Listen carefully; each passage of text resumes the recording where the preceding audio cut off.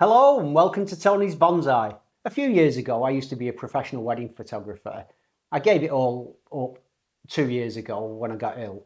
However, a couple of weeks ago I had the pleasure of photographing a friend of mine from the tennis club's wedding, Phil and Katie. It was an absolutely gorgeous day and they got me a couple of trees.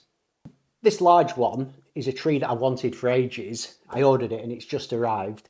And they also surprised me with this. It's called a Chinese myrtle. Apparently you grow it outside in the summer and then you bring it indoors or, into a garage or a greenhouse for the winter. It's got a really interesting little trunk to it. Not a tree I know anything about, but I'm going to look forward to, well, first of all, just trying to keep it alive. And now to take a look at this tree that I bought online. Cost about £50 this tree. So it's a bit of a treat, but as I say, it is something that I've wanted for a long time. I was really quite nervous in some ways about photographing the wedding. I've never really shot a proper wedding since before COVID. And I was sort of wondering, will I feel rusty? Will I be able to do it? As it turns out, it's true what they say. Form is temporary, class is permanent.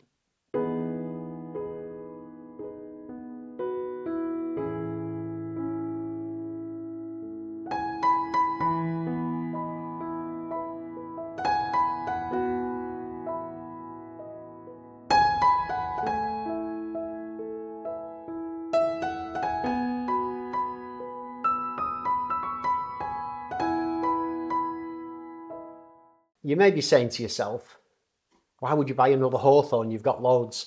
But this is a Paul Scarlet hawthorn, and I forget the actual variety. Is it called a cloud something? Oh, it'll say on here. What's it called? It's called, Crimson Cloud, which apparently is the best of all the Paul Scarlet. It's got the reddest blossom, and it doesn't have any thorns either. And it's got like a weeping form, which I think could be really beautiful as a bonsai.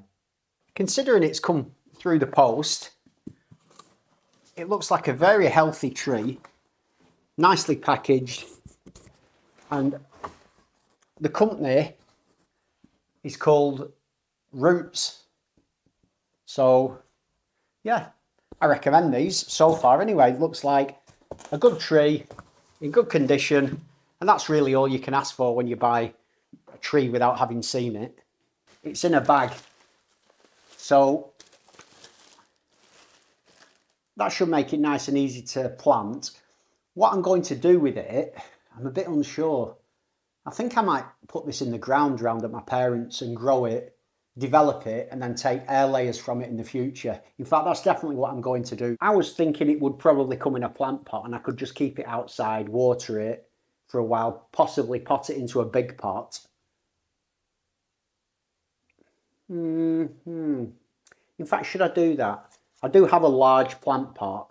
I could put this in some bonsai soil. I can keep it well watered, grow it, and then it can always then go in the ground next year.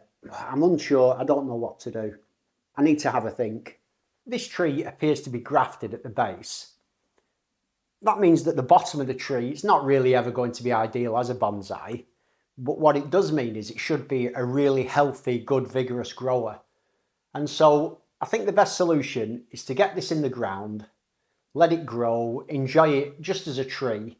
And then as these pencil thick branches thicken up over the next 3 or 4 years, I can start coming in, taking air layers and growing myself a proper Paul Scarlet hawthorn bonsai, which is the plan. Sometimes we've got to think long term, and I'm happy to take my time with a tree like this. It will be lovely just to see it grow and see what stock I can get off it in the future. As always, thanks for joining me. Have a great day, and I'll see you soon.